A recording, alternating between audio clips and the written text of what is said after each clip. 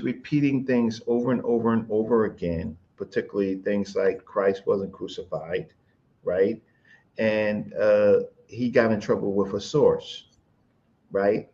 And listen, thanks for coming on this channel so we can vet exactly what you say. And I'm sure Sonetta has a bunch of questions so we could get specific. And we don't want one of those people like Huff coming on and ruining you, right? Or any of us, right? So we're gonna have to be a little bit more specific, and we're gonna have to mention some sources at some point. So my question is, you made a statement that the Egyptians, that what we call the Egyptians, those are the people of Africa in this particular Nile Valley area, which they call Tawi, right? The two lands. You made a correlation between those groups of people and the Sumer people, who we don't know a whole lot. We only know it through Babylonian and Akkadian sources. So my question, because I don't want to disturb anything, I want Sonetta to ask his questions, right? Hopefully he has good questions. But you have to tell me, right, since you brought in ancient Egypt, right, you're going to have to tell me that the ancient Egyptians or those people identify themselves with gods or with sacred animals, right?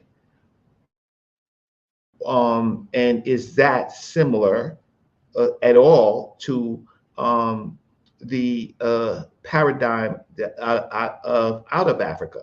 Because in my research, they thought differently.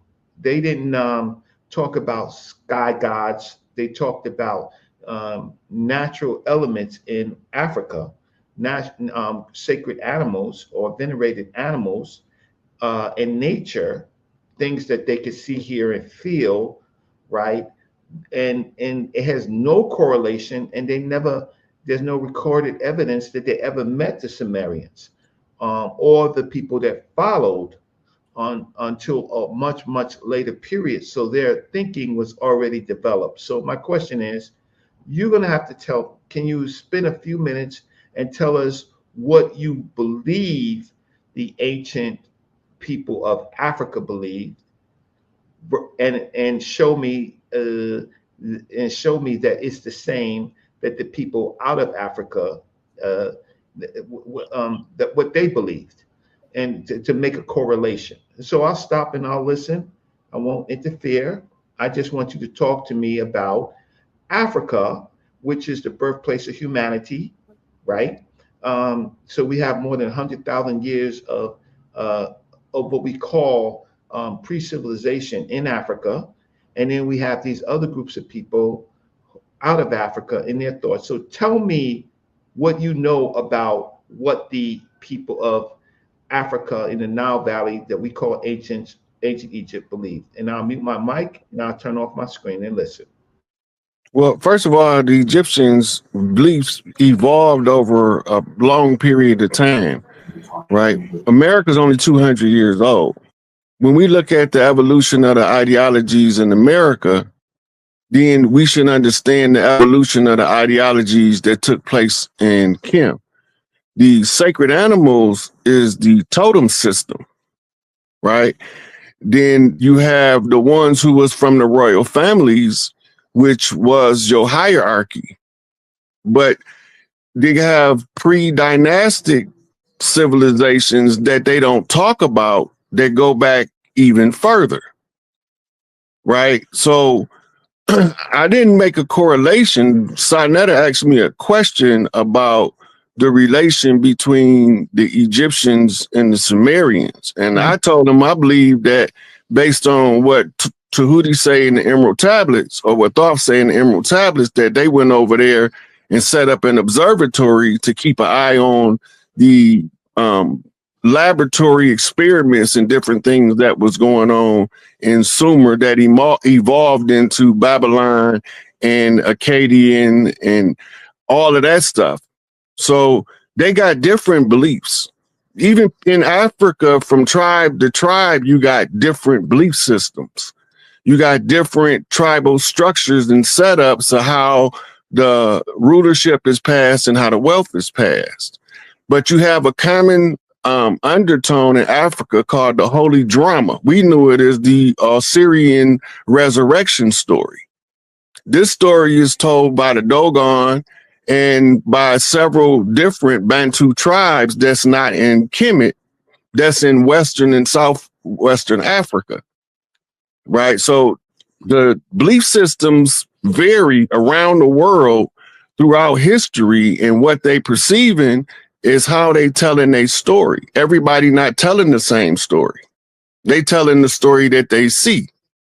10 people can be at a murder scene and they all gonna tell the same story. The only thing they gonna agree on is the murder.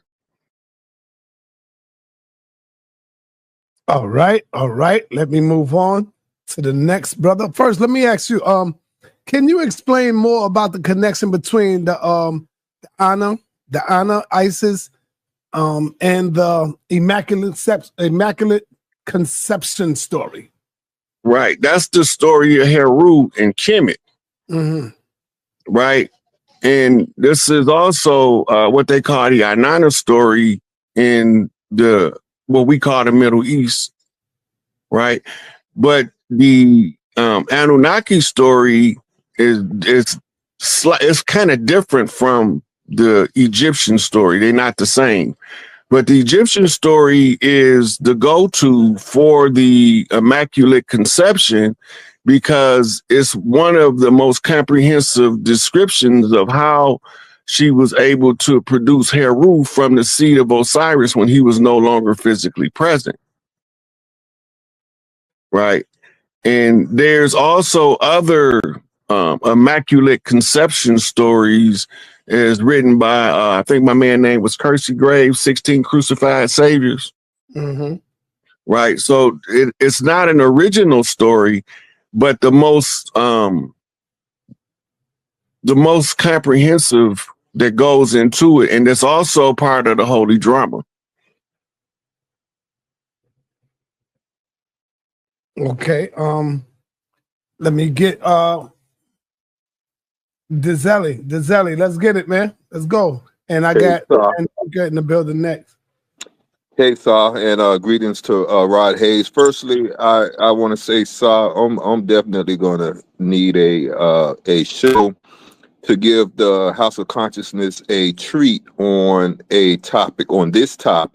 Let's do it. I want to do it in how it relates to us in a conventional manner, things that are happening now.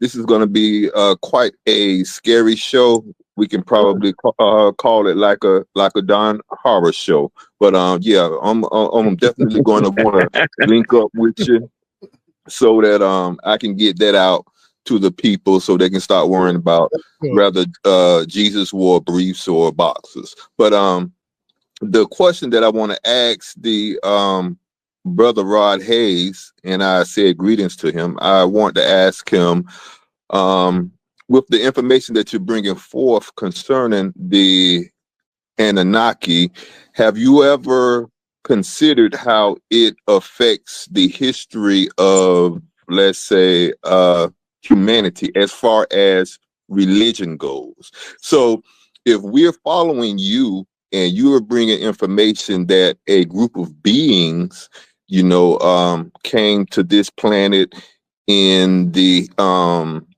in ancient times, have you ever put it together that these beings are probably responsible for many things that many people follow? We used to wonder why people had to make sacrifices to God or whomever, sacrifices of food. And you would be wondering, what does God want with food? What does God want a roasted calf for? That's just something to darn think about. But Mr. Rod Hayes, have you ever considered these things is my question. And can you elaborate on them just a little bit for us? Thank you. I absolutely considered these things because the only way you will know is you have to find what's called the fingerprints of the author. That means that most of the stuff we believe, we really believe in it because somebody told it to us. We ain't believing it because we know it. That's like 90% of what we believe. The stuff we know, only thing we know is what we've experienced in real time in our particular life, and everything else is secondhand information. That's why I don't do debates, because I'm going to be arguing, no matter whose source I use, I'm going to be arguing secondhand information, right? So I can give resources, I can give sources of information, but I rely more on my experience than I do on my my learning, because I know that most of the stuff that's been fed to us has been fed to us to control us. And go back to whether it's the Sumerian tablets or the writings in the hieroglyphics in Kemet or the Bible, the Quran, all of this stuff is control measures, right? You got to remember, we looking at right now a current Earth population of roughly 8.4 billion people, right? And the number is fluctuating based on interference by governments to reduce populations by chemical controls, which comes from, it's about making them consumer, the poison winds and stuff of this nature. So a lot of what we believe today can be traced back to all of the ancient groups, but we only get pieces of it because the people that was writing, you gotta remember, in the year 1800, it was probably a couple thousand literate people on the planet. But here we is in 2024 with thousands of literate people, millions of literate people now, and we all relying on what the little handful of people wrote back then. Even if you go back to the hieroglyphs, only certain priests knew how to, was trained in the proper writing of the hieroglyphs on the walls. It's the same in Sumer. Only certain priests was the ones responsible to record the record. So how do you know what they recorded? They didn't record everything, just like our historians don't record everything. Nobody can record everything unless we have a continuous three-dimensional panoramic film running while we living. Or otherwise, it's stuff that happened in your life you don't even remember until somebody say, you remember that time? And then you're like, oh yeah, I remember. But all of that affects belief systems and how we perceive the world. And all of those documents that the information is being traced back, because we're trying to find the source that we get the most information from. And once we trace it back to a central source, then we'll know who told it to us. Right. And sometimes we don't come back to a source. We come back to, this book is attributed to this author, and we don't even know if the author lived. Just like your biblical Matthew, Mark, Luke, and John. All of those at the beginning and the introduction, they tell you this book is attributed to. That means they don't know if they wrote it or not, but this is who they're going to get a credit to. All right. Mandinka Mali, you are on the call. All right. Peace and blessings, man, for old times. Go ahead, brother. Peace to the panel. Let me get straight to the question then. Good Lord. Brother. Right, yeah, go in. I don't know what to do. You know, I don't know. Anyway, peace and blessings to the panel, man. Shout out to my cousin. Hey, Rod Hayes. That's one of my cousins from. Hey, he's from Jackson, Mississippi. So he know where his people come from. You know, this is why I understand why he don't get the Africa connection. That's for another time in another place. Our people come from Mali, Mandinka. So you trying to do some more other stuff I heard you talking about. But that's for another time and another day, sir. You know, me and Cuz are gonna have a one-on-one consultation about this. Which one of the Hayes is telling the truth? You hear me? That's gonna be the battle. Because hey, I'm fighting for my people's ancestry, you know, and their history on the plantation. He talking about they already here. No, I traced them back coming over here on ships, slave dockets, what tribe, everything. So me last time you said, cousin, we both from the same. Our people both from the same plantation in Jackson, Mississippi. So you're messing up the family history, but we're gonna talk about that later. Now, hey, cousin, you gotta remember my history come on two sides of the family. Now, my mama from Macomb, Mississippi. Okay, we're gonna talk about it. But anyway, hold up. I got my war chief peeking around. Peace out to 904 in the building, sign on the TV. Now, cousin. About 3-4 years ago, I came on here with this type of information. I was talking about the Pyramid Wars, Sumerian tablets, Emerald tablets. They laughed me off the goddamn stage. Jabari and Sarnetta laughed me off the stage. See, I was ahead of my time. They weren't ready for this type of deep information. I'm glad one of my family members bringing it out. You know what I'm saying? So can you go into really the Sumerian and Egyptian history is connected, ladies and gentlemen. This Giza Plateau was where the Pyramid Wars took place. See the pyramid. That's a space. That's a space. Okay, man. Goddamn. All right, because I'll bring it out, man. One teacher tonight. Active question. Okay, well, I'm just giving my cousins flowers, man. But as far as Aboriginal stuff, and I say our people came here. That's where the road stopped. Which one of the hazes is telling the truth? Well, anyway, it could be possible we both telling the truth. It could be. Hey, family. So, do you believe that the Anunnaki came down and they were here fight. They were here mining gold, right, for Anu, and then they got tired of doing the work, so gene spliced these Homo erectus, and here you have your Homo sapiens. That is the history. But go ahead. That's the Sumerian story of the creation of Lulu Amalu, the primitive workers of the earth. Right. But I still believe we was already here. Because even if you use that as like a ground zero of their breeding program, Lulu Amalu. Lulu Amalu. Okay. And they just call them the Lulus for short. Yeah. But let me Sana, can I share my screen to help? No, because we're just asking questions. I said that to everybody, Mandeka. There's only one teacher here tonight, brother. I want to just ask questions. Okay. This is gonna help with his field. Okay. You can do your own show. Cool. All right. So let me go on. Yeah. Okay. All right. Let me move on. Well, Lisa, Lisa's let me ask Rod Hayes a question. The Kemetic stories. So he didn't answer my question, but he didn't answer my question. Go ahead. He didn't answer the question. All right, you state the question again, brother. So during my studies of some of this information, me and Raphael and a couple of other brothers that deal with this type of information, like I say, during the Anunnaki, they were sent down by Anu. Anu's the top guy. He's the top creator. Then he sent them down to mine for gold because they want to take gold back to their atmosphere because their atmosphere is messed up and the gold helps replenish their atmosphere. This is why they came here, right? So Anu sent all the other guys down because Anu, the top guy, sent all these guys down here to mine for gold.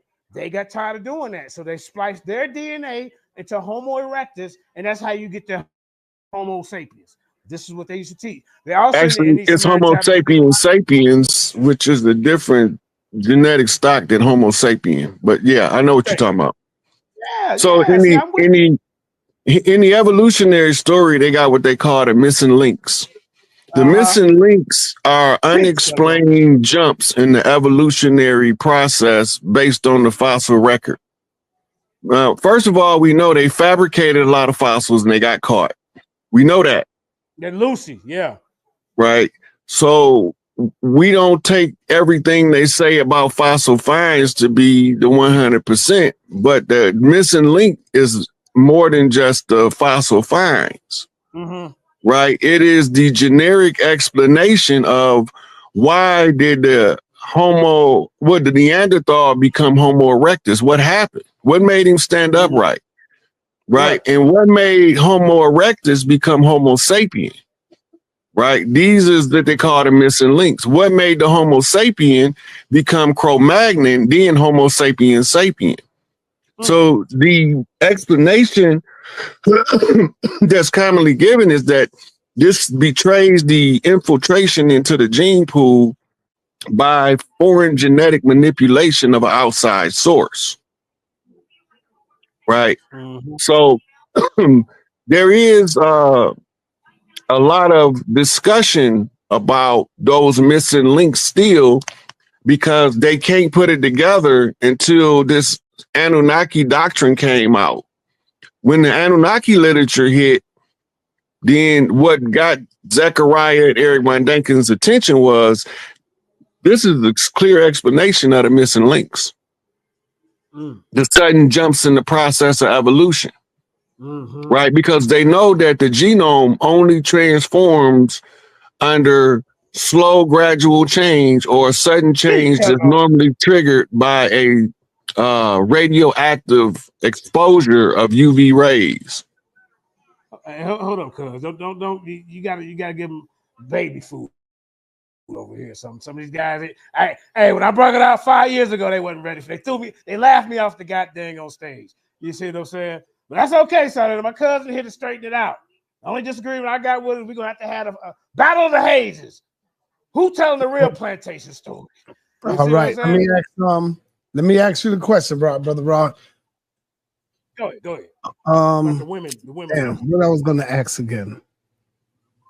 Ask about the women. Are the comedic stories real, or would you say this is all just a myth?